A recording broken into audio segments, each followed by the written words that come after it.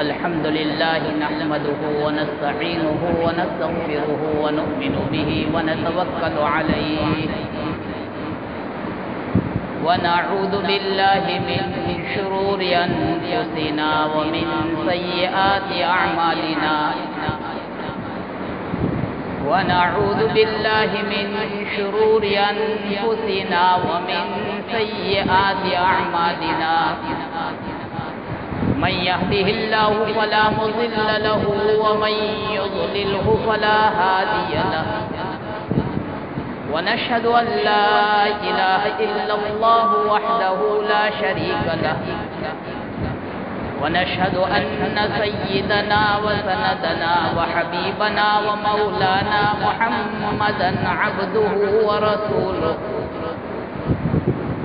صلى الله تعالى عليه وعلى آله وأصحابه وبارك وسلم تسليما كثيرا كثيرا أما بعد قال الله تبارك وتعالى وأعوذ بالله من الشيطان الرجيم بسم الله الرحمن الرحيم حاميم والكتاب المبين إنا أنزلناه في ليلة مباركة إنا كنا منذرين فيها يفرق كل أمر حكيم أمرا من عندنا إنا كنا مرسلين صدق اللہ العظیم۔ قابل احترام میرے بھائیوں اور بزرگوں، اللہ جل شانہ و عمن والہ کا بے حد احسان اور کرم ہوا کہ آج اس نے ہمیں مبارک رات عطا فرمائی۔ اس رات کو شب برات کہتے ہیں، اس رات کو لیلۃ الرحمہ بھی کہا گیا، رحمت والی رات۔ اس رات کو لیلۃ المبارکہ بھی کہا گیا، برکت والی رات۔ قرآن مجید کی جو آیت میں نے تلاوت کی وہ 25ویں سپارے میں سورہ دخان کی ابتدائی آیت ہے، اور سورہ دخان کے بارے میں روایتوں میں آتا ہے کہ جو شخص جمعہ کی رات میں سورہ دخان کی تلاوت کرے تو 70,000 یعنی 70,000 فرشتے اس کے لیے استغفار کرتے ہیں۔ اللہ تعالی ہمیں ہر جمعہ کی رات میں سورہ دخان کی تلاوت کی توفیق عطا فرمائے۔ سورہ دخان کی ابتدائی آیت ہے جس میں اللہ تعالیٰ نے قرآن مبین کی قسم کھائی، کتاب مبین یعنی قرآن کی قسم کھائی، اور اللہ جس چیز کی قسم کھاتے ہیں بندوں کو یہ بتانا مقصود ہوتا ہے کہ یہ چیز میرے نزدیک محترم بشان ہے، قابل قدر ہے، قابل عزت و تکریم ہے، تم بھی اس کی اہمیت اپنے دل میں داخل کرنا۔ قرآن کی قسم کھا کر پھر اللہ تعالیٰ بتلاتے ہیں کہ اس قرآن کو ہم نے لیلۃ المبارکہ میں اتارا، برکت والی رات میں اتارا، اور اس برکت والی رات کے اندر ہم نے بہت سے فیصلے کیے ہیں اور فیصلے کرتے۔ فیہا یفرق کل امر حکیم، جو حکمت سے بھرا ہوا فیصلہ ہوتا ہے، حکمت سے بھرا ہوا فیصلہ ہوتا ہے، جو ہمارا حکم ہوتا ہے امرا من عندنا، ہم باخبر بھی کرتے ہیں، ہم قرآن کو اتارتے بھی ہیں، قرآن کے ذریعے سے لوگوں کو باخبر کر رہے ہیں۔ اس آیت کریمہ میں جو مضمون بیان کیا گیا ہے، کیا یہ شب قدر سے متعلق ہے یا شب برات سے؟ یہ آیت کریمہ کے سلسلے میں مفسرین میں اختلاف ہے۔ بعض مفسرین حضرات فرماتے ہیں کہ ان آیت کریمہ کا مصداق لیلۃ القدر ہے، جو امام صاحب نے ابھی بھی قرآن کریم میں سے انا انزلناہ فی لیلۃ القدر پڑھی، اور بعض مفسرین حضرات فرماتے ہیں کہ اس سے مراد شب برات ہے، شعبان کی 15ویں رات ہے۔ جو حضرات یہ کہتے ہیں کہ شعبان کی 15ویں رات مراد ہے، وہ حضرات یہ بتلاتے ہیں کہ قرآن کریم کے ایک نزول کا یعنی قرآن کے اتارنے کا فیصلہ ہوا ہے۔ دوسری چیز، قرآن کریم لوح محفوظ میں تھا، لوح محفوظ سے سماوی دنیا پر یعنی پہلے آسمان پر جس کو بیت العزت کہا جاتا ہے وہاں اتارا گیا، اور وہ پورا قرآن ایک ساتھ اترا لوح محفوظ سے سماوی دنیا پر۔ اور تیسرا کام یہ ہوا کہ سماوی دنیا سے اللہ کے رسول صلی اللہ علیہ وسلم کے قلب اطہر پر 23 سال تک تھوڑا تھوڑا اترتا رہا۔ قرآن کریم کے نزول کا فیصلہ اس رات میں ہوا، اس لیے یہ رات بھی اس اعتبار سے برکت والی۔ پھر فیصلے کے بعد جب اتارنے کا عمل ہوا وہ لوح محفوظ سے سماوی دنیا پر وہ لیلۃ القدر میں ہوا، شب قدر میں۔ اور جب آپ دنیا میں مبعوث ہوئے اور دنیا میں تشریف لائے، اس کے بعد پھر سماوی دنیا سے یہ قرآن تھوڑا تھوڑا آپ کے قلب اطہر پر وحی کے ذریعے سے، کبھی حضرت جبرائیل علیہ السلام وحی لے کر تشریف لاتے تھے، اور یہ سلسلہ چلتا رہا اور تقریباً 23 سال تک تھوڑا قرآن اترتا رہا۔ میرے بھائی اور بزرگوں، یہ تو آیت کریمہ کے بارے میں بتلایا۔ اس کے علاوہ احادیث 10 صحابہ کرام سے رات کے سلسلے کی فضیلت منقول ہے۔ پھر بھی بہت سے حضرات اس رات کی فضیلت کا انکار کرتے ہیں، بالکل یہ انکار کر دینا یہ غلط ہے۔ 10 صحابہ کرام سے یہ روایت منقول ہے مختلف طریقوں سے۔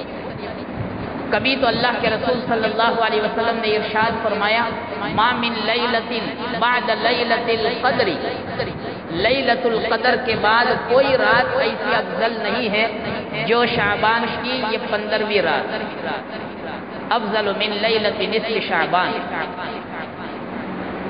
لیلۃ القدر کے بعد یہ اہم ترین رات۔ کبھی تو آپ نے عائشہ صدیقہ رضی اللہ تعالیٰ عنہ سے پوچھا، تدرین حل تدرین، کیا تم جانتی ہو ما فی ہذہ اللیلہ، اس رات کی حقیقت کیا ہے تم جانتی ہو؟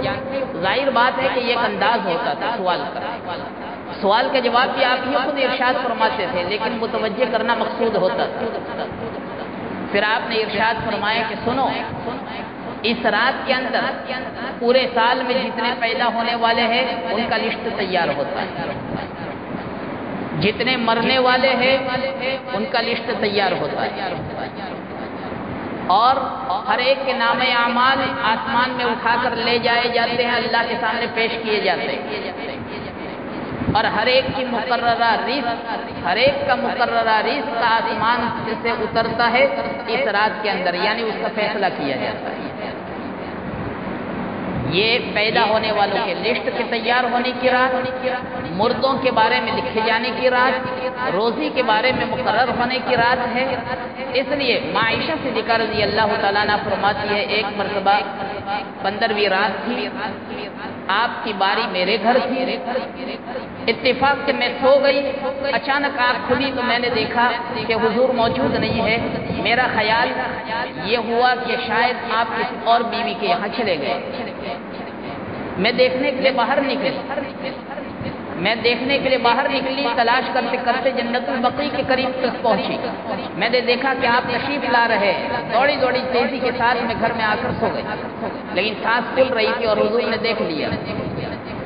تو آپ نے پوچھا آنے کے بعد، عائشہ کیا ہوا؟ تو عائشہ صدیقہ رضی اللہ تعالیٰ عنہ نے فرمایا کہ آپ نہیں تھے تو میرے دل میں یہ بات آئی کہ شاید آپ دوسری عورت کے یہاں چلے گئے۔ آپ نے فرمایا کہ آج شعبان کی 15ویں رات ہے اور مجھے یہ بتلایا گیا ہے کہ آج رات میں اللہ تعالیٰ سماوی دنیا پر نزول فرماتے، پہلے آسمان پر اللہ کی رحمت اترتی، اور اللہ کی رحمت متوجہ ہو کر اللہ کی جانب سے یہ ندا پوری رات لگائی جاتی ہے، حل من مستغفر فاغفر لہ، کیا کوئی ہے اپنے گناہوں کی بھیک مانگنے والا کہ میری بھیک سن لی جائے مغفرت کی؟ کیا کوئی ہے اپنے لیے استغفار کرنے والا، اپنی مغفرت طلب کرنے والا؟ فاغفر لہ، میں اسے معاف کر دوں۔ ہے کوئی آنسو بہانے والا؟ حل من مسترزق فارزق له، کیا کوئی ہے روزی مانگنے والا، روزی طلب کرنے والا، میں اس کو روزی عطا کروں؟ حل من مبتلا فاعافیہ له، کیا کوئی ہے مبتلا مصیبت کہ جو اپنی مصیبت کے دور ہونے کی بھیک مجھ سے مانگے اور میرے سامنے اس کو طلب کرے، میں اس کی مصیبت کو دور کر دوں۔ یہ غروب آفتاب سے لے کر صبح صادق تک یہ آواز اللہ کی جانب سے لگتی رہتی ہے۔ اور آپ نے یہ بات بھی بتلائی، عائشہ آج کی رات میں اللہ بے شمار انسانوں کی مغفرت کرتے ہیں، یہ نہیں فرمایا کہ زندوں کی ہی، مردوں کی بھی مغفرت ہوئی۔ آپ نے سمجھانے کے ارادے سے فرمایا کہ تم جانتی ہو کہ اس وقت عرب کے اندر سب سے زیادہ بکریاں اگر کسی قبیلے کی ہے تو قبیلے بنو کلب کی ہے۔ قبیلے بنو کلب کی جتنی بکریاں ہیں، ان بکریوں کے بدن پر جتنے بال ہو سکتے ہیں، ان کے بالوں کے بقدر سمجھ لو کہ اللہ تعالیٰ انسانوں کی مغفرت کے فیصلے اس رات میں کرتا ہے۔ کتنی اہم ترین رات ہے میرے بھائیوں، پورے سال ہم سوتے رہتے ہیں، اگر چند راتیں اگر ہم سنبھال لیں اور چند راتوں میں تھوڑی دیر، یہ بھی نہیں کہا گیا کہ پوری رات عبادت کرو، یہ بھی نہیں کہا گیا۔ ایک بات سمجھ لیجیے، بہت سی جگہوں پر آپ دیکھتے ہوں گے شہروں کے اندر کہ پوری رات مسجدیں آباد رہتی ہے اور مسجدوں میں میلے جیسا ماحول قائم ہو جاتا ہے۔ ہمارے اکابرین پسند اس کو نہیں فرماتے ہیں۔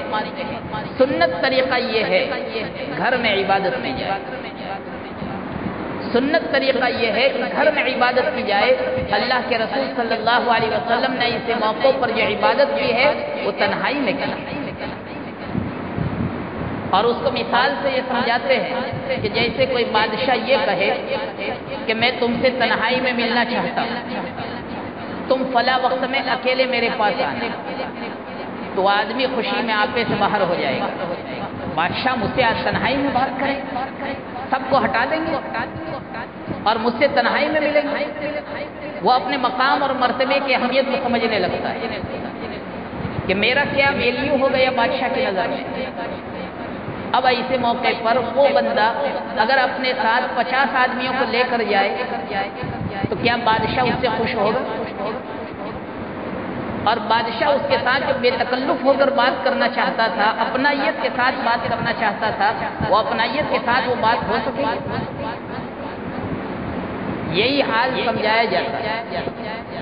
تہجد کی نماز ہو، ایسے موقعوں پر استغفار کرنا ہو، توبہ کرنا ہو، ہم ہو ہمارا اللہ، ہم ہو اور ہمارا اللہ ہو۔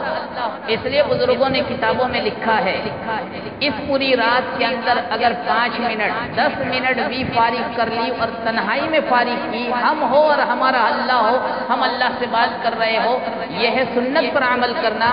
یہ سنت پر عمل کرنا بدر یہاں بہتر ہے، ہزاروں درجہ بہتر ہے اس سے کہ ایک مستقل جلوس جیسی شکل قائم کی جائے، جلسے جیسی شکل قائم کی جائے اور پھر لوگ یہ عذر پیش کریں کہ تنہائی میں عبادت کرتے ہیں تو نیند آ جاتی ہے۔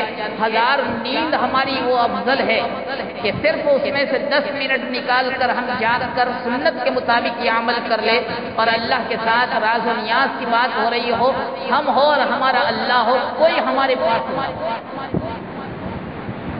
گھر والے بھی سوئے ہوئے ہیں، ان کو بھی معلوم نہیں ہے کہ ہم اللہ سے کیا باتیں کر رہے ہیں، ہم اللہ سے کیا روزی مانگ رہے ہیں، ہم اللہ کے سامنے اپنے گناہوں کی کیا رونا رو رہے ہیں، ہم مبتلا مصیبت ہے، قرض میں پھنسے ہوئے ہیں، کیا ہمارے اوپر پریشانیاں ٹوٹ پڑی ہے، ان پریشانیوں کو دور کرنے کے لیے میں اللہ سے کیا بول رہا ہوں، یہ اللہ کو زیادہ پسند ہے۔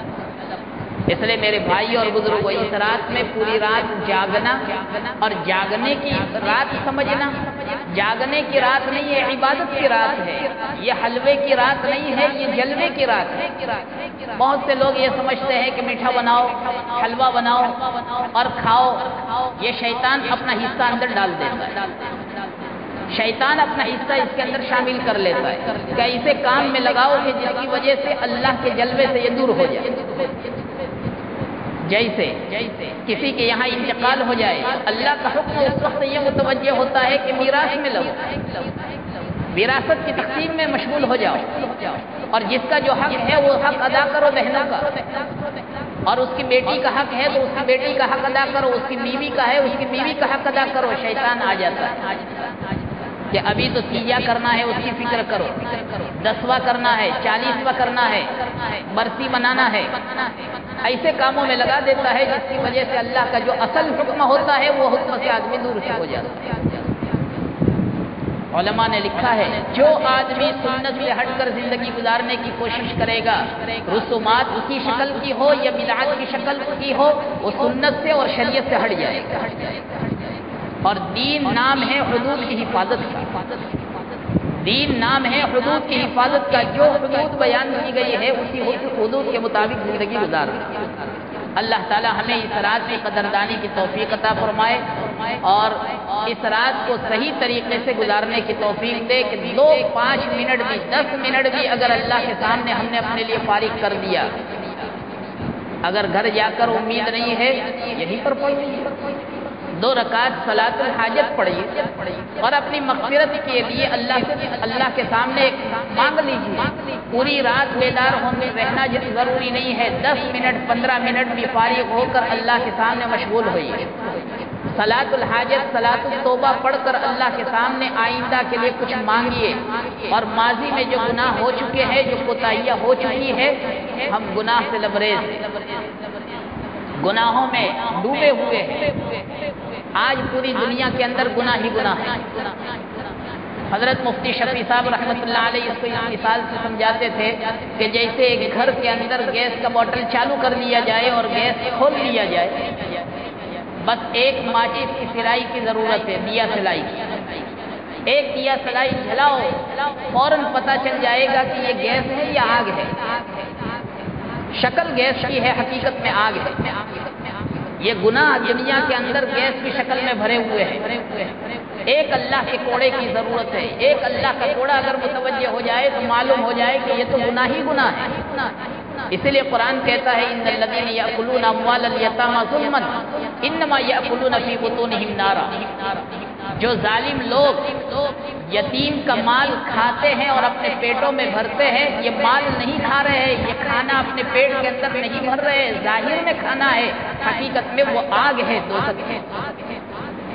وہ تو دکھائی دیتا ہے کھانا، دنیا کے اندر یہ نظر نہیں آتا ہے، گیس نظر آتی ہے، لیکن جیسے وہ گیس آگ ہے اس طرح سے یہ گناہ بھی آگ ہے۔ لیکن ہم گنہگار ہیں، ہماری آنکھیں ناپاک ہیں، اس لیے یہ گناہ ہم کو آگ کی شکل میں نظر نہیں آتا۔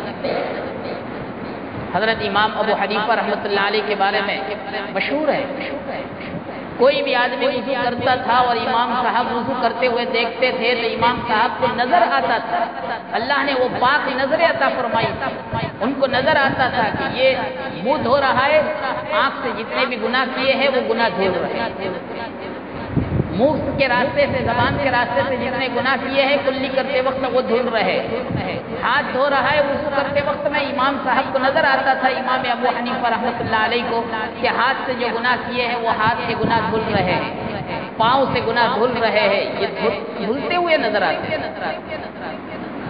ایک بزرگ کے بارے میں لکھا ہے کہ وہ بزرگ جب باہر نکلتے تھے تو نقاب ڈالتے تھے، لوگوں نے پوچھا کہ حضرت آپ پردہ کیوں کرتے ہیں، نقاب کیوں ڈالتے ہیں؟ فرمایا انہوں نے کہ بھائی میں جب باہر نکلتا ہوں اولاً تو نکلتا نہیں ہوں، اور نکلتا ہوں تو اپنی ضرورت کے لیے مجبور ہو کر مجھے نکلنا پڑتا ہے، ورنہ چہرے مجھے نظر آ رہے ہیں، کسی کا چہرہ خنزیر نظر آ رہا ہے، کسی کا چہرہ کتے کی شکل میں نظر آ رہا ہے، انتہائی حریص اور لالچی ہوتا ہے تو اس کا چہرہ مجھے کتے کی شکل میں نظر آ رہا ہے، اور حرام کھانے والا اور سود کھانے والا ہے تو خنزیر کی شکل میں نظر آ رہا ہے۔ یہ اللہ تعالیٰ جب پاک نظریں ہوتی ہے کسی کی، پاک نظر والوں کو اللہ تعالیٰ کبھی کبھار عبرت کے طور پر دکھاتے ہیں تاکہ یہ لوگوں کو بتائے کہ دنیا میں کیا ہے۔ جب یہ اللہ کے نیک بندوں کو ایسا نظر آتا ہے تو اللہ کی نظر میں کیا ہوگا، اور ہم کتنے گنہگار ہیں۔ حضرت مولانا یعقوب صاحب نانوتوی رحمۃ اللہ علیہ فرماتے ہیں ایک جگہ میں نے کھانا کھایا، جیسے ہی لقمہ اٹھایا یہ آئینے جیسا پاک دل رکھنے والے اور آئینے جیسی پاک زبانیں رکھنے والے، صاف ستھری ان کی زبانیں ہوتی ہے کہ زبان پر لقمہ جاتے ہی ان کو احساس ہو جاتا ہے، جیسے ہی ایک لقمہ کھایا ہے فوراً ان کو احساس ہو گیا۔ حضرت نے فرمایا کہ بھائی میں نہیں کھانا کھاتا، فوراً اٹھ گئے۔ فرماتے ہیں کہ 2 مہینے تک گناہوں کے وساوس میرے دل میں آتے رہے، جبکہ وہ لقمہ میرے پیٹ کے اندر نہیں گیا تھا۔ یہ اللہ کے نیک بندوں کو حرام روزی کے اثرات بھی نظر آتے ہیں اور گناہ بھی نظر آتے ہیں، اور ہم گنہگار ہے، گناہوں میں لطپت ہے، گناہوں میں ڈوبے ہوئے ہیں، اس لیے ہمیں تو اس کا احساس اور افسوس بھی نہیں ہوتا۔ اگر احساس اور افسوس ہو تو ان باتوں کو سننے کے بعد بے ساختہ ہم اللہ کے سامنے رونے والے بن جائیں، اور بالخصوص ایسی راتوں میں ہم جیسے ایک چھوٹا بچہ اپنی بات منوانا چاہتا ہے تو ماں کے سامنے کیسا بل ملاتا ہے، ایسے بل ملا کر اپنے گناہوں کی معافی ہم مانگنے والے بن جائے۔ میرے بھائیوں، یہ دنیا میں ابھی بھی اللہ نے ہمیں موقع دیا، بجلی کی طرح سے ہماری زندگی گزر جائے۔ بہت سے لوگ دنیا کے اندر ایک کورونا میں چلے گئے، یہ نہیں کہہ سکتے ہیں کہ ہم تو 80 سال گزاریں گے، 70 سال گزاریں گے، 60 سال گزاریں گے۔ بیمار پڑتا ہے آدمی، ہفتہ بھی نہیں گزرتا ہے چل بسا، صرف ہفتے کا مسئلہ ہو رہا ہے، 10 دن کا مسئلہ، کسی کے لیے 15 دن، کسی کے لیے 1 دن، کسی کے لیے 1 منٹ بھی نہیں ہوتا۔ بات کرتا ہے چوراہے پر، ابھی ہمارے یہاں ایک ساتھی کا انتقال ہوا، بیٹھے ہوئے چوراہے پر، وہیں پر لڑک گئے، وہیں پر انتقال۔ ایک صاحب کا انتقال ہوا تھا مسجد کے اندر روزے کی حالت میں، رمضان کے اندر روزے کی حالت میں، نماز امام کے پیچھے پڑھ رہے، قیام کی حالت میں ہے اور انتقال۔ ایک ساتھی ہے یہی گاؤں کے فجر کی نماز پڑھنے کے لیے آئے، مسجد کے اندر 2 رکعت سنت پڑھ رہے اور انتقال۔ یہ تو خوش نصیب ہے، یہ تو خوش نصیب ہے۔ کیا گناہ کی سوچ لیے ہوئے ہو اور اٹیک آئے، کیا گناہ میں مبتلا ہو اور ہماری لیے اللہ کی جانب سے فیصلہ جو ہو وہ ہماری موت کا ہو جائے۔ اس لیے میرے بھائیوں، ہر رات کو اپنی زندگی کی آخری رات، ہر دن کو اپنی زندگی کا آخری دن سمجھتے ہوئے ہمیں زندگی گزارنی چاہیے۔ اللہ تعالی ہمیں یہ احساس اور یہ خیال عطا فرمائے۔ میرے بھائی اور بزرگوں، یہ رات بڑی قیمتی ہے، جیسا کہ میں نے بتایا مختلف احادیث کی روشنی میں۔ یہ رات ہمارے حلوے کھانے کی نہیں ہے، یہ اللہ کے جلوے کی، یہ لیلۃ الرحمہ ہے، یہ لیلۃ المبارکہ ہے۔ اس رات کے اندر اللہ کی جانب سے ندا لگتی ہے، کیا کوئی ہے میرے سامنے اپنے گناہوں کی معافی مانگنے والا، میں اس کو معاف کروں؟ کیا کوئی ہے روزی طلب کرنے والا، میں اس کو روزی عطا کروں؟ کیا کوئی ہے مصیبت زدہ جو مصیبت دور ہونے کی مجھ سے بھیک مانگے اور طلب کرے تو میں اس کی مصیبت کو دور کروں؟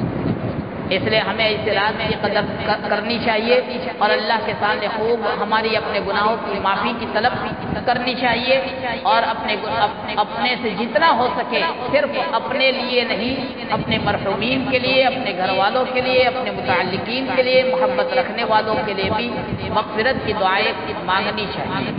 ہمیں معلوم نہیں ہے کہ رمضان کا مہینہ بھی ہمیں نصیب ہوگا یا نہیں ہوگا۔ اللہ کے رسول صلی اللہ علیہ وسلم یہ رمضان کا مہینہ قریب ہوتا تھا، رجب کا چاند دیکھتے تھے، آپ کی خوشی بڑھ جاتی اور آپ کے دل میں بار بار یہ آتا تھا کہ کہیں ایسا نہ ہو کہ رمضان کے قریب پہنچوں اور رمضان کی نعمت سے میں محروم ہو جاؤں۔ اس لیے رجب کا چاند دیکھتے ہی دعا پڑھو، اے اللہ رجب کے مہینے میں برکت دے، اے اللہ شعبان کے مہینے میں برکت دے، یعنی میری عمر بڑھا اور مجھے رمضان تک پہنچا۔ ہمیں بھی یہ دعا کرنی چاہیے، اے اللہ ہمیں رمضان نصیب فرما، اے اللہ شعبان میں برکت عطا فرما اور رمضان ہمیں نصیب فرما۔ صحابہ کرام 6 مہینے پہلے، رمضان کے 6 مہینے پہلے سے دعا شروع کر دیتے تھے کہ اے اللہ رمضان کا مہینہ ہمیں نصیب فرما، اور رمضان کے گزرنے کے بعد 6 مہینے تک دعا کرتے تھے کہ اے اللہ رمضان کے مہینے میں جو عبادتیں کی ہے اس کو قبول فرما، روزے جو رکھے ہیں تیری توفیق سے رکھے ہیں اسے قبول فرما، تراویح ہم نے جو پڑھی ہے اور سنی ہے اے اللہ اس پڑھنے کو اور سننے کو قبول فرما۔ 6 مہینے تک ان کی دعائیں چلتی رہتی۔ یہ حضرات تھے جو رمضان کی قدر جانتے تھے، جو رمضان کی قدر جانتے تھے۔ میرے بھائیو، اس رات میں کچھ لوگوں کی مغفرت نہیں ہوتی، چاہے کتنا ہی روئے، کتنا ہی اللہ سے مانگے، کتنا ہی اس رات میں صدقہ خیرات کرے۔ اس رات میں کون سی عبادت کرنی چاہیے، اس سلسلے میں یہ بات سمجھ لینی چاہیے۔ بہت سے لوگ یہ کہتے ہیں کہ اس رات کے اندر قبرستان جانا کیسا، قبرستان جانا سنت ہے۔ تو یاد رکھیے کہ آپ صلی اللہ علیہ وسلم سے زندگی میں صرف 1 مرتبہ قبرستان جانا ثابت ہے۔ اس لیے اگر کوئی سنت کی نیت سے اپنی زندگی کے اندر 1 مرتبہ یا کبھی کبھار چلا جائے تو کوئی حرج نہیں۔ باقی ہر مرتبہ کا معمول بنانا یہ سنت سے ہٹ کر، ہر مرتبہ کا عمل بنانا یہ سنت سے ہٹ کر ہوگا۔ بہت سی جگہوں پر، خاص طور پر شہروں کے اندر بتایا جاتا ہے کہ اس رات کے اندر یہ نفل نماز پڑھنی چاہیے اور اس طرح سے پڑھنی چاہیے یا جماعت کر کے پڑھنا چاہیے۔ تو کوئی نفل نماز جماعت کے ساتھ ثابت نہیں ہے۔ کوئی نفل نماز جماعت کے ساتھ پڑھنا امام ابو حنیفہ رحمۃ اللہ علیہ کے نزدیک جائز نہیں ہے۔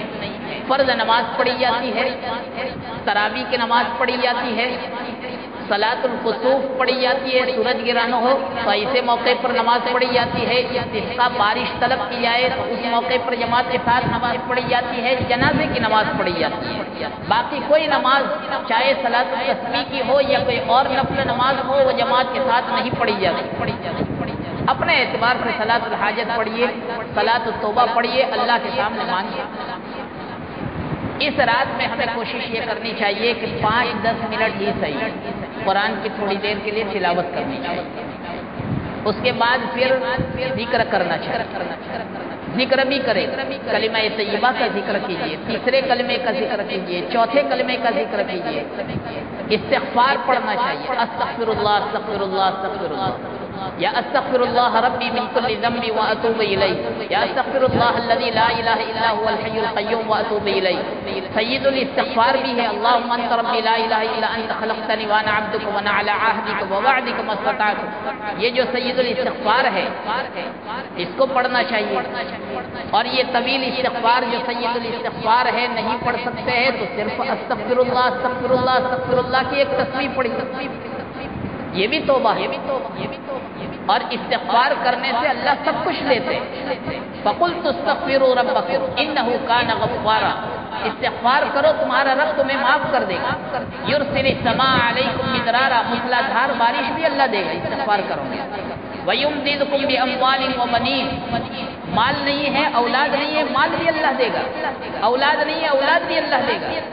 وَيَجْعَلْ لَكُمْ جَنَّاتٍ وَيَجْعَلْ لَكُمْ أَنْهَارًا، تمہارے کھیتی میں برکت نہیں نظر آ رہی ہے استغفار کرو تمہاری کھیتی میں برکت نظر آئے گی۔ تمہارے کھیت میں پانی نہیں ہے وَيَجْعَلْ لَكُمْ أَنْهَارًا، اللہ نہریں جاری کر دے گا۔ استغفار کی برکت ہے، خوب استغفار کرنا چاہیے۔ اللہ کے رسول صلی اللہ علیہ وسلم باوجود معصوم ہونے کے آپ فرماتے ہیں کبھی کبھار میرے دل پر بھی غبار سا آ جاتا ہے تو میں 100 مرتبہ استغفار کرتا ہوں۔ جب نبی معصوم ہو کر یہ 100 بار استغفار کرتے ہو ہمیں کتنی مرتبہ استغفار کرنا چاہیے؟ اس لیے میرے بھائی اور بزرگوں ہم استغفار کی بھی ایک تصویر پڑھ لیں، درود پاک کی تصویر پڑھ لیجیے۔ درود ابراہیم نہیں پڑھ سکتے ہیں تو کم سے کم چھوٹا درود صلی اللہ علیہ نبی محمد یا صلی اللہ علیہ وسلم صلی اللہ علیہ وسلم صلی اللہ علیہ وسلم درود پاک پڑھ دے تو بہت سی چیزیں الحمدللہ اس رات میں ہم کرنے والے بن جائیں گے کہ قرآن کی تلاوت کی بھی اللہ نے توفیق دی، تھوڑی دیر کلمہ طیبہ یا تیسرا کلمہ بھی اللہ نے پڑھنے کی توفیق دے دی، استغفار بھی 100 مرتبہ کر لیا، مختصر درود پاک بھی ہم نے 100 مرتبہ پڑھ لیا۔ اللہ تعالیٰ نے بہت سے عمل کرنے کی توفیق دی اور ساتھ ساتھ میں نماز پڑھ سکتے ہیں، صلاۃ الحاجہ صلاۃ التوبہ، بہت اچھا، نہیں تو کم سے کم ہاتھ اٹھا کر بغیر وضو ہی صحیح اللہ سے کچھ مانگ لیں تو انشاءاللہ اللہ تعالیٰ ہمیں اس رات کے قدردانی کرنے والوں میں شامل کر دیں گے۔ لیکن میرے بھائی چند لوگوں کی اس رات میں مغفرت نہیں ہوتی، کون ہے؟ ولا الی مشاہد، جو کینہ رکھنے والا جس کے دل میں کھوٹ رہا کرتی، کبھی بھی اس کا دل صاف نہیں رہتا۔ پرائے تو پرائے، اپنے اور گھر کے لوگوں کے بارے میں بھی کینہ لیے رہتا ہے۔ بیوی جس کا احسان زندگی بھر رہتا ہے، کھلایا ہے، اس نے پلایا ہے، ہماری راحت کا خیال کیا ہے، جو اس سے بن پڑا، پھر بھی اس کے بارے میں کینہ لیے ہوئے ہیں۔ بہن کے بارے میں کینہ لیے ہوئے ہیں، بھائی کے بارے میں کھوٹ لیے ہوئے ہیں، پڑوسی کے بارے میں کھوٹ لیے ہوئے ہیں۔ ایسے شخص کی اللہ مغفرت اس رات میں نہیں کرتے، اس رات میں اللہ اس کی مغفرت نہیں کرتے۔ اس لیے بہت خوش نصیب ہے وہ لوگ جو عبادت چاہے نفلی کم کرتے ہو یا نہیں کرتے ہیں نفلی عبادتیں، لیکن ان کا دل پاک اور صاف رہتا ہے، کسی کے بارے میں کوئی کھوٹ نہیں، نہ گھر والوں کے بارے میں، نہ رشتہ داروں کے بارے میں، نہ پڑوسی کے بارے میں، نہ اپنوں کے بارے میں، نہ پرایوں کے بارے میں۔ بڑے خوش نصیب لوگ ہیں۔ ایک مرتبہ صحابہ کرام اس طرح سے بیٹھے ہوئے ہیں آپ کے ارد گرد، اور اللہ کے رسول صلی اللہ علیہ وسلم نے فرمایا ابھی ایک شخص آئے گا، وہ جنتی ہے۔ صحابہ کرام عرض کر رہے ہیں کہ بڑے بڑے صحابہ کرام موجود ہیں، کون آ رہا ہے؟ ایک صحابی، عامی صحابی جو بڑے نہیں سمجھے جاتے تھے، عام شخص کی طرح سے تھے، اور وہ داخل ہوئے۔ دوسرے دن پھر آپ نے فرمایا اور وہی صحابی آئے، تیسرے دن پھر آپ نے فرمایا اور وہی صحابی آئے۔ تو حضرت عمرو بن العاص رضی اللہ تعالیٰ عنہ فرماتے ہیں میرے دل نے طے کر لیا کہ میں دیکھوں گا ان کے گھر جا کر کہ یہ کیا عمل کرتے ہیں رات بھر۔ میں ان کے یہاں مہمان بنا، ان کی اجازت نہیں، 3 رات تک میں نے قیام کیا ہے، 3 رات دن ان کے یہاں رہا، مہمان بن گیا، لیکن رات بھر میں نے کوئی خاص عمل کرتے ہوئے نہیں دیکھا۔ عشاء کی نماز پڑھی، فجر کے وقت میں تھوڑے سے پہلے اٹھے، فجر پڑھے، کوئی خاص عمل کرتے ہوئے نہیں دیکھا کہ رات بھر عبادتیں کرتے ہو، دن بھر بھی تسبیح پڑھتے رہتے ہو، دن بھر اپنے بچوں کے لیے کمائی کر رہے ہیں، محنت کر رہے ہیں، مزدوری کر رہے ہیں۔ تیسرے دن میں نے ان کے سامنے وجہ بتلائی کہ میں کیوں ٹھہرا ہوں آپ کے، پھر ان سے معلوم کرنا چاہا کہ بتائیے آپ کا خاص عمل کیا ہے۔ انہوں نے یہ کہا کہ میرا کوئی خاص عمل نہیں ہے، ایک خاص عمل یہ ہے کہ سونے سے پہلے اپنے دل کو ٹٹول لیتا کہ میرے دل کے اندر میری بیوی، میرے بچے، میرے بھائی بہن، میری ماں باپ، میرے رشتہ دار، میری پھوپھی، میرے خالہ، میرے چچا داد بھائی، رشتہ داروں پر نظر ڈالتا ہوں، کسی رشتہ دار کے بارے میں، کسی عام مسلمان کے بارے میں، پڑوسی کے بارے میں کوئی کینہ اور کھوٹ تو نہیں ہے، نہیں ہوتا ہے، اللہ کا شکر ادا کرتا ہوں اور اسی حالت میں پھر میں آرام کیا۔ اللہ کے رسول صلی اللہ علیہ وسلم نے فرمایا، جب ان کے سامنے جا کر بات ہوئی ہے تو آپ نے فرمایا کہ وہ دل کو ہمیشہ کھوٹ سے اور کینے سے پاک رکھتے ہیں، اس لیے اللہ تعالیٰ نے ان کو یہ درجہ دیا۔ حضرت انس رضی اللہ تعالیٰ عنہ آپ کے خاص خادم ہیں، خادم کو نصیحت کر رہے ہیں حضور، یا بنی، اے میرے پیارے بیٹے، ان قدر تن تصبح وتمسی ولیس فی قلبک غش ففعل، اگر تو صبح کرے یا شام کرے اس حالت میں کہ تیرے دل کے اندر کسی کے بارے میں کوئی کھوٹ نہ ہو تو کر گزر ایسا، اس پر عمل کر۔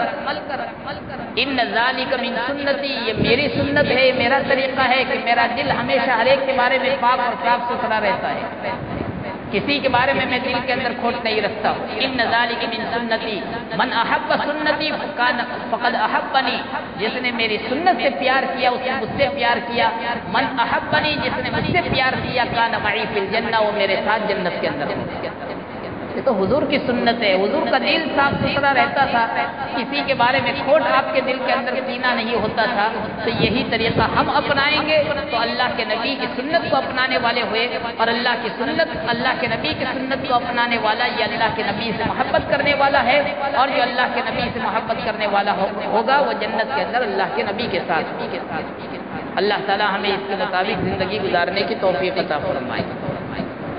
ولا الی قاطع رحم، قطع رحمی کرنے والے کی اس رات میں مغفرت نہیں ہوتی، رشتے ناطے کو توڑنے والا۔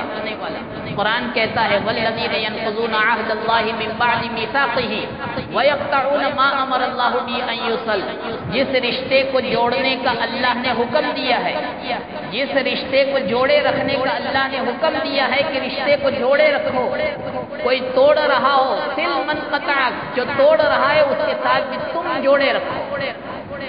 یہ نہیں کہ اس نے توڑا ہے تو تم بھی توڑ سکتے ہو، اس نے توڑا ہے پھر بھی تم جوڑے رکھو۔ وَيَقْطَعُونَ مَا أَمَرَ اللَّهُ بِهِ أَن يُوصَلَ، جس رشتے کو جوڑنے کا اللہ نے حکم دیا ہے اس کو توڑ دیتے ہیں جو لوگ، وہ زمین میں فساد پھیلاتے ہیں، اور ایسے فسادیوں کے لیے دنیا آخرت میں لعنت ہے۔ وَلَهُمْ سُوءُ الدَّارِ، اور ان کا ٹھکانہ اچھا نہیں ہے دنیا میں اور آخرت میں۔ یہ قرآن کہتا ہے، اور حدیث بھی کہتی ہے لا يدخل الجنت قاطع رحم، رشتے ناطے کو توڑنے والا جنت میں نہیں جائے گا، چاہے کتنی عبادتیں کیوں نہ کی ہو۔ رشتے ناطے کو توڑنے والا یہ جنت میں نہیں جائے گا۔ کبھی تو قرآن کہتا ہے اولئک هم الخاسرون، یہ خسارہ پانے والے لوگ۔ حدیث پاک ہے قرب قیامت میں ایسا زمانہ آئے گا لوگ دوست کو تو عزت دیں گے اور باپ کو دھکے ماریں گے، بیوی کی فرما برداری کریں گے، ماں کی نافرمانی کریں گے۔ اور آج ہم اپنی نظروں سے دیکھ رہے ہیں، آدمی اپنے دوستوں کے ساتھ تو بہت ہنستے ہوئے بات کرتا ہے، بہت محبت کے ساتھ بات کرتا ہے، سفر پر سفر کرنے کی کوششیں کرتا ہے، اور اپنے باپ کے ساتھ سیدھے منہ بات کرنا پسند نہیں کرتا، ہنستے ہوئے بات کرنے کی اس کو توفیق نہیں ہوتی، بلکہ بوڑھے باپ کو گھر سے نکالنے کی کوششیں ہوتی ہیں، اور بیوی کے ساتھ وہ بھی شامل ہو جاتا ہے۔ بیوی کی فرما برداری کی جائے گی، ماں کی نافرمانی کی جائے گی، دوست کو عزت دی جائے گی اور باپ کو دھکے مارے جائیں گے۔ اور حدیث یہ کہتی ہے لا تنزل الرحمت علی قوم، اس قوم پر، ان لوگوں پر اللہ کی رحمت نہیں اترتی ہے جس میں ایک بھی رشتہ توڑنے والا ہو، فیہ قاطع رحم، ایک آدمی کی بھی نحوست اتنا نقصان پہنچاتی ہے کہ اللہ کی رحمتیں رک جاتی ہیں۔ اندازہ لگائیے کہ جن لوگوں میں، جس قوم میں، جس محلے کے اندر کئی لوگ ایسے ہو کہ جو رشتے ناطے کو توڑ کر زندگی گزار رہے ہو، کیا اللہ کی رحمت متوجہ ہوگی؟ اس لیے میرے بھائیوں اور بزرگوں، ہمارے بڑوں کا اور بزرگوں کا یہ طریقہ رہا ہے کہ یہ رات شروع ہوتے ہی وہ اپنے گھر والوں کو بٹھاتے، بیوی کے سامنے لجاجت کے ساتھ کہتے میری طرف سے جو تکلیف پہنچی ہو معاف کر، بچوں سے کہتے، اپنے بھائیوں سے کہتے، رشتہ داروں سے کہتے۔ ہمیں بھی یہ طریقہ اپنانا چاہیے اپنے گھر والوں سے۔ آج فون کا دروازہ کھلا ہوا ہے، فون کے ذریعے سے ایران توران کی باتیں ہو سکتی ہے، کیا ایسی نیک باتیں نہیں ہو سکتی ہے؟ مبارک رات میں خیریت پوچھ لی، ہم نے خیریت معلوم کر لی، دعا کے لیے درخواست کر لی، اور تیسرے نمبر پر ہم یہ کام کر سکتے ہیں کہ بھائی بڑی رات ہے، کوئی تکلیف پہنچی ہو تو ہماری طرف سے معاف کر، اور میری طرف سے بھی آپ کو معاف۔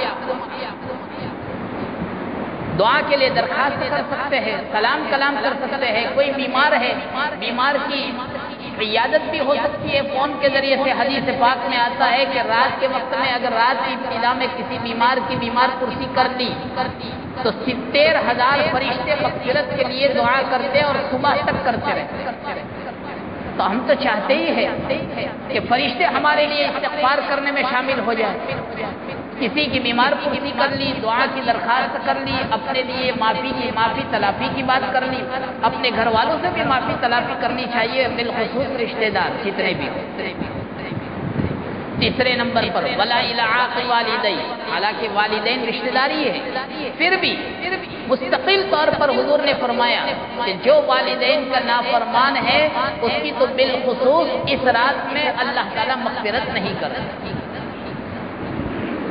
حدیث پاک میں، قرآن میں دیکھیے، جہاں ایمان کا تذکرہ وہاں عمل صالح، جہاں نماز کا تذکرہ وہاں ساتھ میں زکوٰۃ کا بھی تذکرہ، جہاں اللہ نے اپنی عبادت کا حکم دیا وہاں بندے کو حکم دیا ہے کہ اپنے ماں باپ کی خدمت بھی کرنا۔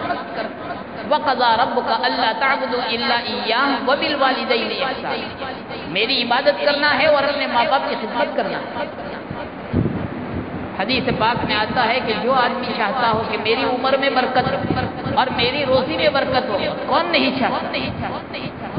جو چاہتا ہو کہ میری عمر میں برکت ہو اور میری روزی میں برکت ہو، اس کو چاہیے کہ وہ اپنے ماں باپ کی خدمت کرے، اللہ اس کی روزی میں بھی برکت دیں گے، اللہ اس کی عمر میں بھی برکت دیں گے۔ مولانا رومی نے مثنوی میں ایک قصہ لکھا ہے اور قصہ لکھ کر سمجھایا ہے کہ ماں باپ کی خدمت کرنے سے عمر میں برکت ہوتی ہے۔ اس پر سے پھر یہ بتایا ہے کون نہیں چاہتا ہے کہ عمر میں برکت نہ ہو، کہ ایک بڑھیا تھی، اس کی جوان بیٹی، اور جوان بیٹی بیمار ہو کر مرنے کے قریب ہو گئی، تو یہ بڑھیا اللہ سے کہہ رہی ہے کہ اللہ میاں یہ تو جوان ہے، اس نے تو اپنی جوانی کا عروج بھی نہیں دیکھا ہے، اس نے اپنی جوانی نہیں دیکھی ہے، جوانی کا لطف اس نے نہیں دیکھا ہے، یہ بیمار ہے، موت کے قریب پہنچ چکی ہے، اس کو صحت دے دے، مجھے بیمار کر دے، اس کو زندہ رکھنا، مجھے موت دے دینا۔ ابھی تو بار بار یہ دعا کر رہی ہے، اور اچانک ہوا یہ کہ ایک گائے جو بیل تھا، گائے بیل جو بھی ہو، حضرت نے لکھا ہے کہ وہ اچانک اس کے سینگ کے اندر کوئی برتن گھس گیا اور ایسا پھنس گیا، بڑا برتن تھا، بڑے برتن کے اندر اس نے منہ ڈالا تھا، ڈالنے کی کوشش کی تو اسی میں سینگ کے اندر وہ پھنس گیا۔ اب دیوار کو ٹکر لگا رہا ہے، کبھی ادھر جا رہا ہے، اچانک سے ایسی شکل نظر آ رہی ہے کہ جیسے کوئی جن کی شکل ہو۔ اب یہ اس عورت کے گھر کے اندر داخل ہو گیا۔ جیسے ہی بڑھیا نے دیکھا تو بڑھیا کے خیال میں یہ آیا کہ شاید ملک الموت آ گئے۔ فوراً بڑھیا بے ساختہ کہہ رہی ہے کہ میں نہیں، وہ جوان بچہ۔ اس پر مولانا رومی رحمت اللہ علیہ نے اپنے مثنوی شریف میں لکھا ہے، کون نہیں چاہتا ہے کہ میں زندہ زیادہ رہوں اور میری عمر میں برکت نہ ہو۔ وہ بڑھیا جو اپنی بچی کے بارے میں بھی یہ دعا کر رہی تھی، لیکن جب موت سامنے نظر آ رہی ہے اپنی، تو منتقل کر رہی ہے اپنی بچی کی جانب، منتقل کر رہی ہے اپنی بچی کی جانب۔ ہر ایک کو اپنی جان پیاری ہے، ہر ایک کو اپنی زندگی پیاری ہے، پھر کیوں ہم اپنے ماں باپ کی دعائیں لے کر اپنی زندگی کے اندر برکت پیدا نہ کروائے؟ کیوں ان کی خدمت کر کے ہم جنت کے دروازے نہ کھلوائے؟ کیوں ان کی خدمت کر کے اور ان کی دعائیں لے کر اپنی دنیا اور آخرت کو کیوں نہ سجائے اور کیوں آباد نہ کرے؟ یاد رکھیے، ہر گناہ کا وبال ضروری نہیں ہے کہ اللہ دنیا میں دے، آخرت میں تو دے گا ہی دے گا، لیکن کبھی کبھار اس گناہ کا وبال دنیا میں بھی دیتے ہیں۔ لیکن ماں باپ کی جو نافرمانی کرتا ہے اور ماں باپ کو اف بھی کہتا ہے اور ستاتا ہے، اس کا وبال آخرت میں تو ہوگا ہی ہوگا، دنیا میں بھی ضرور اس کو ملتا ہے، دنیا میں بھی ضرور ملتا ہے۔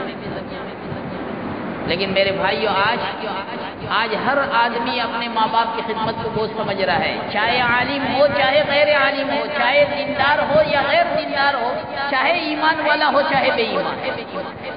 ایک ماحول ایسا بنتا جا رہا ہے۔ اللہ کا شکر ادا کرنا چاہیے جن حضرات کے دلوں میں اللہ تعالیٰ نے اپنی جان کی محبت کی طرح سے اپنے ماں باپ کی محبت رکھی ہے، اور جن کے دلوں کے اندر اپنی اولاد کی محبت کی طرح سے اپنے ماں باپ کا خیال رکھنے کی اللہ تعالیٰ نے توفیق عطا فرمائی۔ بہت سے ہے، دنیا خالی نہیں ہے اور خالی رہے گی نہیں۔ بہت سے عقل مند ایسے، صحیح معنی میں عقل مند یہی انسان ہے کہ جو یہ ٹٹولتے ہیں کہ میرے اندر میرے اولاد کی جیسی محبت ہے، کیا ایسی ہی محبت میرے والدین کے بارے میں ہے یا نہیں ہے؟ اگر کمی محسوس کرتے ہیں تو اس کو بڑھانے کی کوشش کرتے، اللہ سے بھی دعا مانگتے، اللہ سے بھی دعا مانگتے ہیں اور اس کی فکریں بھی کرتے رہتے ہیں، اپنے گھر والوں کا بھی ذہن بناتے رہتے ہیں، فضیلتیں سناتے ہیں ان کے ساتھ۔ اس لیے میرے بھائیوں، کئی واقعات ایسے، حضرت اویس قرنی رضی اللہ تعالیٰ صحابی نہیں ہے، حضور کا زمانہ ہے، آنا چاہتے ہیں یمن سے حضور کی خدمت کرنے کے لیے اور حضور کی زیارت کرنے کے لیے۔ آج اگر کسی کو معلوم ہو جائے کہ اللہ کے رسول صلی اللہ علیہ وسلم مدینے میں جلوہ افروز ہے اور دنیا میں نظر آ جائے، کون امتی ایسا ہوگا کہ جس کے دل کے اندر یہ طلب پیدا نہ ہو اور یہ خیال پیدا نہ ہو کہ جا کر میں زیارت کروں؟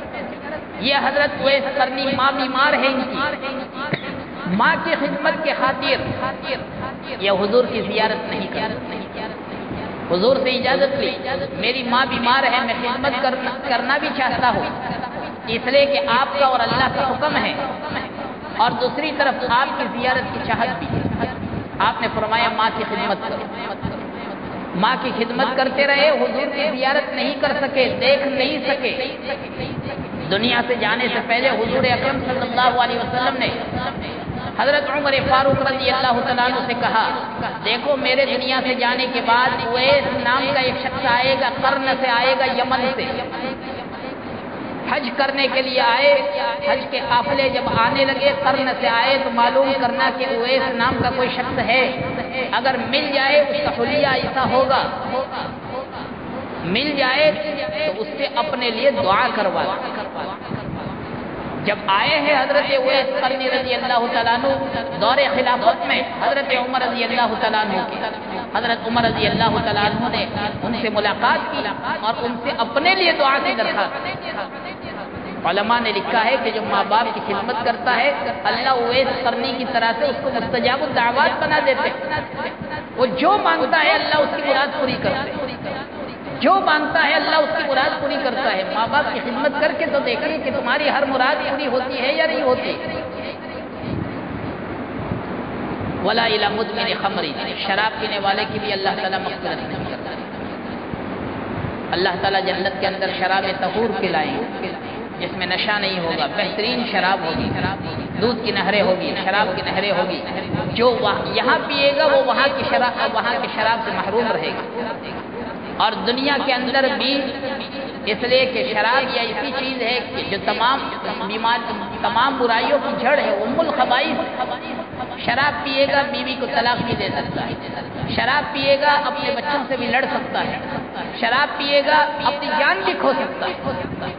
تمام برائیوں کی جڑ ہونے کی وجہ سے شراب کی مذمت اللہ کے رسول صلی اللہ علیہ وسلم نے بیان فرمائی۔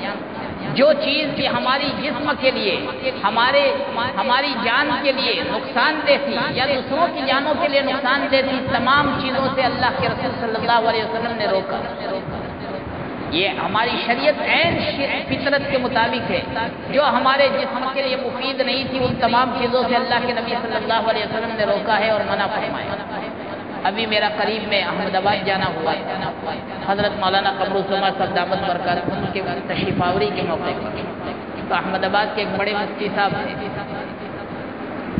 انہوں نے مجھے کہا کہ مولانا یہ گاؤں اور دیہاتوں میں رہنے والے خوش نصیب ہیں، ان کے جوان محفوظ ہے پھر بھی، لیکن ہمارے شہروں میں احمد آباد میں ہمارے سامنے پورا ڈیٹا ہے ہر محلے کا۔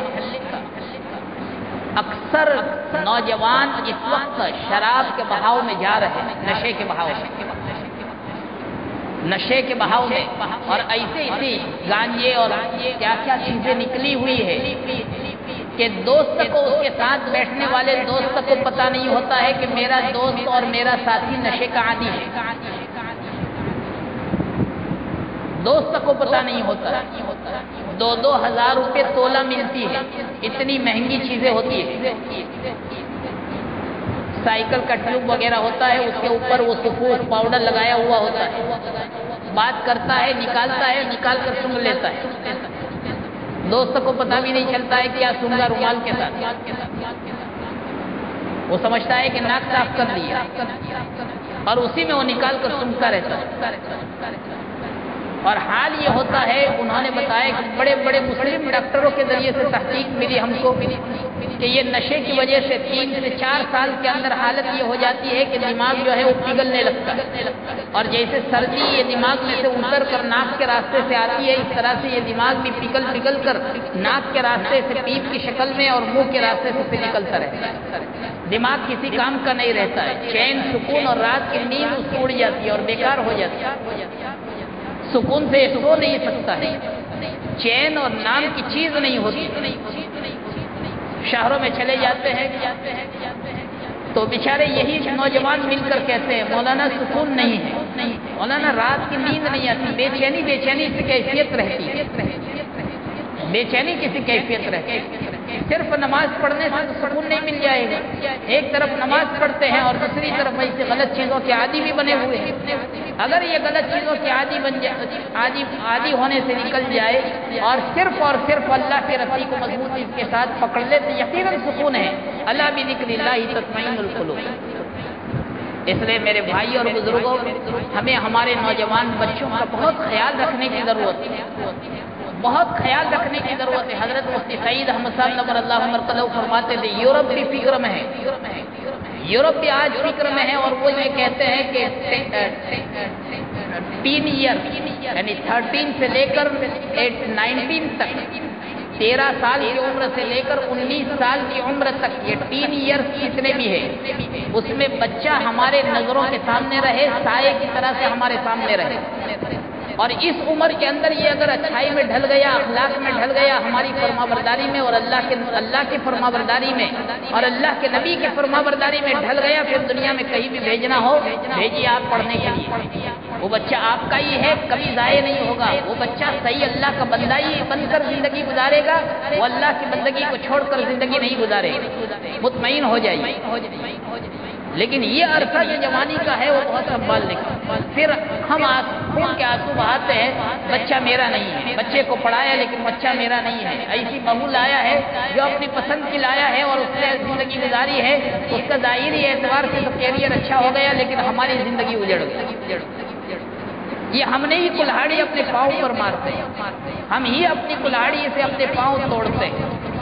جب حدیث پاک میں آتا ہے جو بندے کو خوش کرنے کے لیے اللہ کو ناراض کرتا ہے، اللہ اسی بندے کو اس کے اوپر مسلط کر دیتا ہے۔ یہ حدیث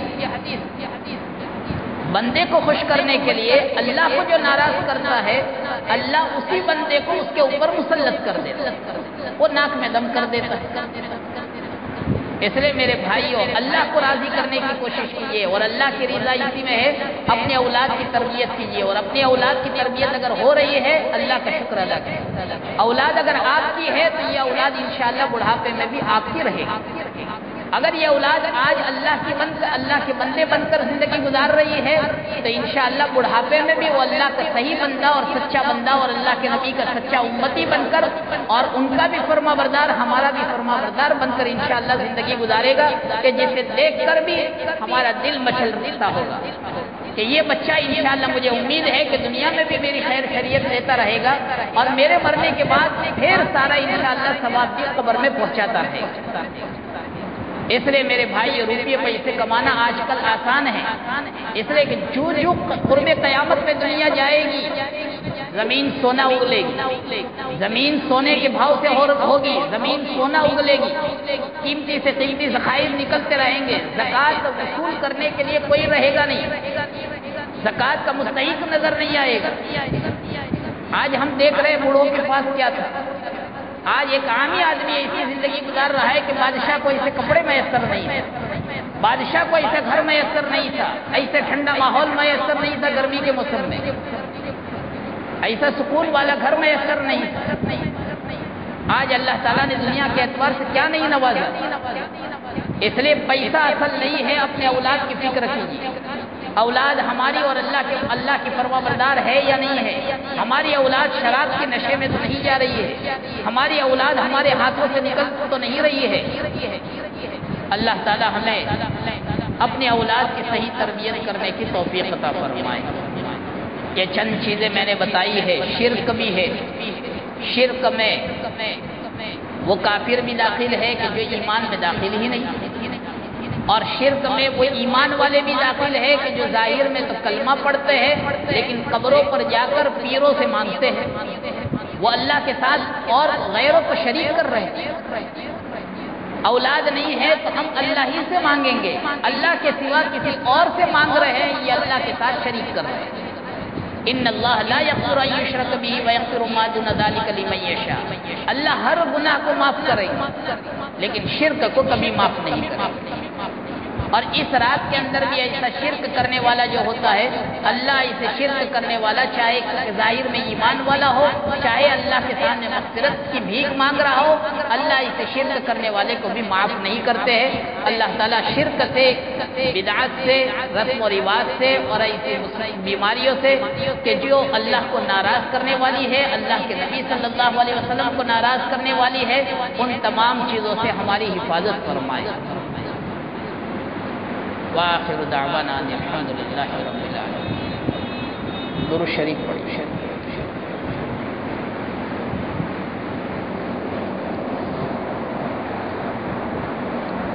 الحمد لله رب العالمين. اللهم صل على سيدنا مولانا محمد وعلى آل سيدنا مولانا محمد وبارك وسلم.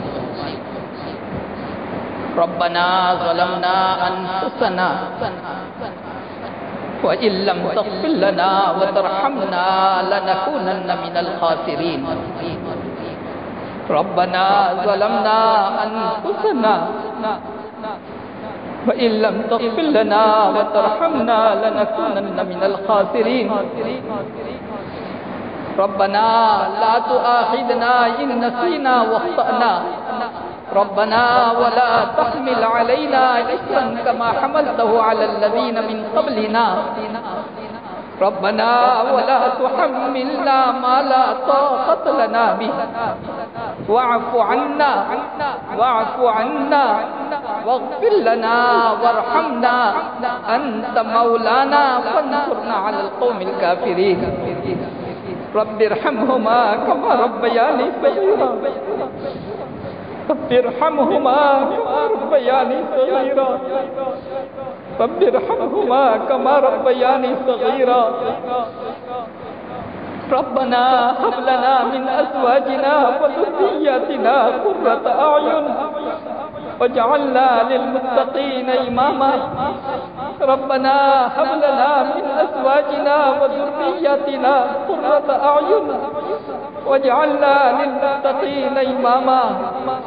اللهم أرنا الحق حقا وارزقنا اتباعه وأرنا الباطل باطلا وارزقنا اجتنابه. ربنا آتنا في الدنيا حسنة وفي الآخرة حسنة وقنا عذاب النار وقنا عذاب النار وقنا عذاب النار. اللهم إنا نسألك العفو والعافية في الدنيا والآخرة. اللهم إنا نسألك علما نافعا ورزقا واسعا وعملا متقبلا وشفاء من كل داء. اللهم إنا نعوذ بك من علم لا ينفع وقلب لا يخشع ونفس لا تشبع ودعاء لا يسمع. رب اجعلني مقيم الصلاة ومن ذريتي ربنا فتقبل دعاء. یا ارحم الراحمین یا ارحم الراحمین یا ارحم الراحمین. اے اللہ ہمارے گناہوں کو معاف فرما. اے اللہ ہم گنہگار ہے، خطا کار ہے، مجرم ہے. اے اللہ سر کے بال سے لے کر پاؤں کے ناخن تک ہمارا روا گندا ہو چکا ہے. مولا صغیرہ اور کبیرہ ہر طرح کے گناہ ہم سے سرزد ہوئے ہیں. مولا ہم تو اس قابل تھے کہ آسمان سے پتھر برسائے جائے اور ہم ختم کر دیے جائے، زمین پھٹ پڑے اور ہم دفن ہو جائے. اے اللہ کچھ بھی ہے لیکن تیرے بندے ہیں، تیرے لاڈلے نبی صلی اللہ علیہ وسلم کے امتی ہے. مولا پیارے حبیب کی لاج رکھتے ہوئے ہمارے گناہوں پر معافی کا قلم پھیر دے. اے اللہ ہمیں گناہوں سے پاک کر دے. اے اللہ ہمیں گناہوں سے پاک کر دے. بے شک تو نے آج تک ہمیں کھلایا ہے، بے شک تو نے آج تک ہمیں پلایا ہے، آج تک تو نے ہمیں عزت عطا فرمائی ہے، سکون عطا کیا ہے. مولا ذلت اور رسوائی سے تو نے ہمیں بچایا ہے. اے اللہ آج تک تو نے ہمیں نبھایا ہے. مولا آئندہ بھی ہمیں نبھا لے. اے اللہ آئندہ بھی ہماری حفاظت کر لے. گناہوں سے نفرت عطا فرما، گناہوں سے نفرت عطا فرما، گناہوں سے بچنا آسان فرما. نیک اعمال کی توفیق عطا فرما، نیک اعمال کا شوق عطا فرما، نیک اعمال کا کرنا آسان فرما. اے اللہ قرآن سے محبت عطا فرما. اے اللہ قرآن ہی ایسی چیز ہے جو قوموں کو عزت اور بلندیوں پر پہنچاتی ہے. مولا آج ہم نے قرآن کو پیٹھ پیچھے رکھ دیا. مولا قرآن کی توہین کرنے والے روز بروز پیدا ہو رہے ہیں. مولا سب سے پہلے تو ہم نے قرآن کی بے عزتی کی ہے. مولا ہمیں معاف فرما، مولا ہمیں معاف فرما. قرآن سے عشق عطا فرما، قرآن کی محبت ہمارے دلوں میں بھر دے. اے اللہ قرآن کریم کی برکتوں سے ہمیں مالا مال فرما. قرآن کریم کی تلاوت کی توفیق عطا فرما. اے اللہ قرآن ہی سفارش ہوگا. مولا قرآن کی سفارش ہمیں نصیب فرما. قرآن ہمارے لیے حجت بنا، قرآن کو ہمارے خلاف حجت بننے سے حفاظت فرما۔ مولا قرآن ہماری سفارش کر رہا ہو اور جو ہمیں جنت تک پہنچانے کا ذریعہ بن رہا ہو، مولا قرآن بھی شکوہ کہے گا کہ انہوں نے مجھے پس پشت ڈال دیا تھا، میری تلاوت نہیں کی، میرے مطابق زندگی نہیں گزاری۔ مولا قرآن کو ہمارے خلاف حجت بننے سے حفاظت فرما۔ اے مولا ہمارے بچوں کو، ہماری اولاد کو، ہماری نسلوں کو دین کا داعی بنا، قرآن کا خادم بنا، قرآن کا عاشق بنا، قرآن کا فہم عطا فرما۔ اے اللہ قرآن و حدیث کے مطابق زندگی گزارنے کی توفیق عطا فرما۔ اے اللہ تیری شریعت کے مطابق زندگی گزارنے کی توفیق عطا فرما۔ اے اللہ دین کی محبت عطا فرما۔ اے اللہ دین کی محبت عطا فرما۔ اے اللہ دین سے عشق اور پیار نصیب فرما۔ اے اللہ ان مسجدوں کو دیکھ کر ہماری روح اے اللہ جوان ہو رہی ہو، اے اللہ روح ہماری زندہ ہو رہی ہو، روح میں بیداری آ رہی ہو۔ مولا ان مسجدوں کو دیکھ کر دل ہمیشہ یہ چاہتا ہو کہ میں اندر جا کر 2 رکعت تیرے سامنے سجدہ ریز ہو کر کچھ مانگ لوں، اے اللہ تجھے راضی کر لوں۔ اے اللہ تو ہم سے ناراض ہے، مولا تو ہم سے ناراض ہے، اے اللہ تو ہم سے راضی ہو جا، اے اللہ تو ہم سے راضی ہو جا۔ مولا اگر تو ہم سے ناراض ہو گیا، دنیا اگرچہ ہم سے راضی ہو لیکن پھر بھی بیڑا ہمارا غرق ہو جائے گا۔ مولا دنیا بھی ہماری تباہ ہو جائے گی، قبر بھی ہماری تباہ ہو جائے گی۔ اے اللہ تو سب کے حوالے بھی ہو سکتے ہیں۔ اے مولا ساری بربادیوں سے حفاظت کے لیے مولا تو ہم سے راضی ہو جا، مولا تو ہم سے راضی ہو جا، مولا تو ہم سے راضی ہو جا۔ تیری رضا والی ہر عمل کی توفیق عطا فرما۔ اے اللہ اپنے اولاد کی ذمہ داری کا احساس ہمیں عطا فرما۔ اے اللہ ہماری اولاد کی ذمہ داری کا احساس ہمیں عطا فرما۔ اے اللہ ہم کیا تربیت کر سکتے ہیں؟ اے اللہ تو رب ہے، اپنی شان ربوبیت سے ہم سب کی اولاد کی بہترین تربیت فرما۔ اے اللہ ہمارے لیے آنکھوں کی ٹھنڈک بنا۔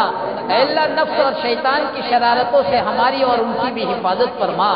اے اللہ ساحرین کے سحر سے ہم سب کی حفاظت فرما، حاسدین کے حسد سے ہم سب کی حفاظت فرما، شریروں کی شرارت سے ہم سب کی حفاظت فرما، فتنوں کے فتنے سے ہم سب کی حفاظت فرما، حلال اور پاکیزہ رزق نصیب فرما، حرام روزی سے ہم سب کی حفاظت فرما۔ اے اللہ دنیا میں عافیت عطا فرما، آخرت میں بھی عافیت عطا فرما۔ اے اللہ خشوع اور خضوع والی نماز پڑھنے کی توفیق عطا فرما۔ اے اللہ بے نمازی لقمہ بھی جب اٹھاتا ہے کھانے کے لیے تو وہ لقمہ بھی تجھ سے فریاد کرتا ہے اور تجھ سے کہتا ہے کس ناپاک کے پیٹ میں خدا تو مجھے ڈال رہا ہے۔ اے اللہ بے نمازی سے زمین بھی تڑپتی ہے اور زمین بھی نہیں چاہتی ہے کہ میرے سینے میں آ کر یہ لیٹے۔ اے اللہ زمین بھی تجھ سے پناہ چاہتی ہے۔ اے اللہ اسے بے نمازی ہونے سے ہم سب کی حفاظت فرما، نماز کی توفیق عطا فرما، نماز کی توفیق عطا فرما۔ اے اللہ اس مبارک رات کا واسطہ دے کر ہم تجھ سے نماز کی توفیق کی بھیک مانگتے ہیں۔ اے اللہ قرآن کی تلاوت کی بھیک تجھ سے مانگتے ہیں۔ اے اللہ قرآن اور نماز سے ہمیں جوڑ دے، اے اللہ قرآن اور نماز سے ہمیں جوڑ دے۔ اے اللہ اس کی اہمیت ہمارے اور ہماری اولاد کے دلوں میں پیوست فرما دے۔ اے اللہ قرآن کو ہمارے گھروں میں زندہ فرما۔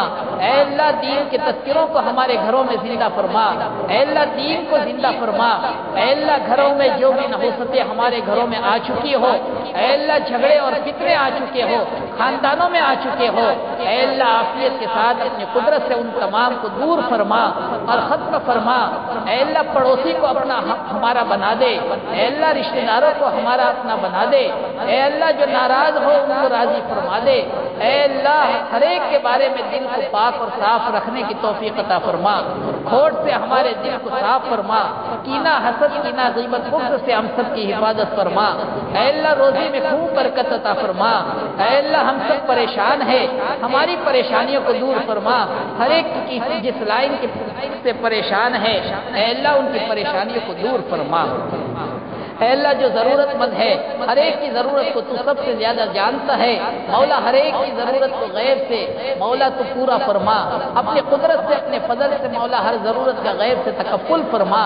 اے اللہ سب کو خوشیاں عطا فرما، دنیا میں بھی خوشیاں عطا فرما، آخرت میں تیرے گھر میں بھی خوشیاں عطا فرما۔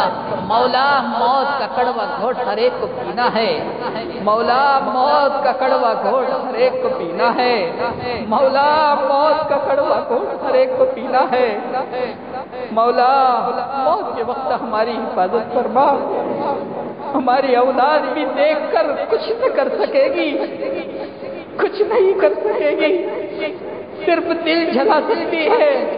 مولا وہ حالت سکرات الموت اور غمرات الموت سے تیرے نبی نے بھی پناہ چاہیے ہے۔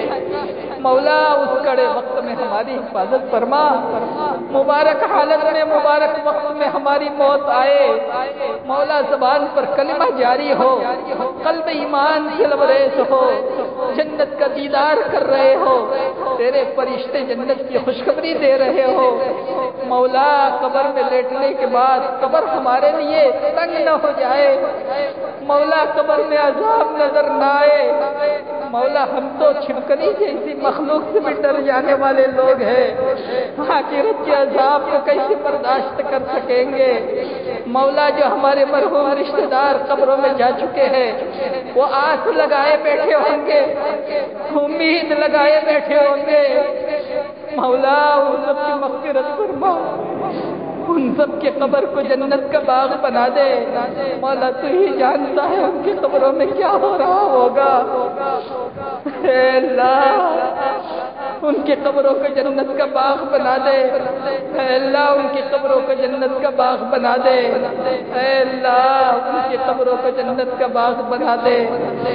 اے اللہ ہمارے اس گاؤں پر اپنی خصوصی رحمت نازل فرما، اے اللہ قرب جوار کے مسلمانوں کو قبول فرما، اے اللہ ہمارے اس ادارے کو قبول فرما، اے اللہ قیامت تک اس کی حفاظت کے فیصلے فرما، اے اللہ دنیا کے گوشے گوشے تک یہاں سے دین کے داعیوں کو پیدا کر کے مولا دین کی فضا قائم ہونے کا ذریعہ بنا۔ مولا جتنے بھی دین کے کام جس لائن سے بھی دنیا میں ہو رہے ہیں کام کرنے والوں کو اخلاص نصیب فرما۔ اے اللہ دین کے اوپر ڈاکے ڈالے جا رہے ہیں، ایمان پر ڈاکے ڈالے جا رہے ہیں، معلوم نہیں ہماری لڑکیاں کس کی گودوں میں جا کر بیٹھے گی۔ مولا ہم سمجھتے ہیں ہماری بیٹی ہے، مولا ہماری بیٹیوں کی حفاظت فرما، ان کے ایمان کی حفاظت فرما۔ مولا باپ سے وہ دین دیکھا نہیں جاتا، مولا باپ چہرہ دکھانے کے قابل نہیں رہتا، مولا ایک طرف اس کی عزت کا سوال ہوتا ہے، دوسری طرف اپنی بچی کے ایمان کا سودا ہو رہا ہوتا ہے۔ اے اللہ ہر ایمان والی بچی کی حفاظت فرما، ہر ایمان والی عورت کی حفاظت فرما، ایمان کا بول بالا فرما، ہر کچے پکے گھر میں ایمان کو اور دین کو زندہ فرما۔ اے اللہ جن کی قسمت میں ہدایت نہیں ہے مولا تو ہی ان کو نمٹ لے۔ اے مولا ہم کچھ نہیں کر سکتے، ہم کمزور ہے، ہماری مدد فرما، ہماری اور ہمارے نسلوں کی ایمان کی حفاظت کے فیصلے فرما۔ اے مولا دین کی اشاعت کے جتنے بھی کام ہو رہے ہیں اے اللہ ان دلوں کی حفاظت فرما، دین کے کام کرنے والوں کو ہمت عطا فرما، ہمتوں کے ٹوٹنے سے حفاظت فرما، حالات کا سامنا کرنے سے حفاظت فرما۔ اے اللہ دنیا کے قید خانہ سے بھی حفاظت فرما، آخرت کے قید خانے سے بھی حفاظت فرما، دنیا آخرت کے مقدمات سے حفاظت فرما۔ مولا حساب یسیر مقدر فرما، حساب یسیر مقدر فرما۔ مولا حوض کوثر پر پیارے حبیب صلی اللہ علیہ وسلم کے مبارک ہاتھوں سے پانی نصیب فرما۔ اے اللہ بغیر حساب کتاب کے جنت الفردوس کا فیصلہ نصیب فرما۔ حضور پاک صلی اللہ علیہ وسلم نے جتنی بھی خیر کھلائی کی دعائیں مانگی ہے اس میں حصہ نصیب فرما، جن شرور سے آپ نے پناہ چاہیے اس سے ہم سب کی حفاظت فرما۔ ربنا تقبل منا، ربنا تقبل منا إنك أنت السميع العليم وتب علينا إنك أنت التواب الرحيم. وصلى الله تعالى على خير خلقه محمد وآله وصحبه أجمعين. سبحان ربك رب العزة عما يصفون وسلام على المرسلين والحمد لله رب العالمين برحمتك يا أرحم.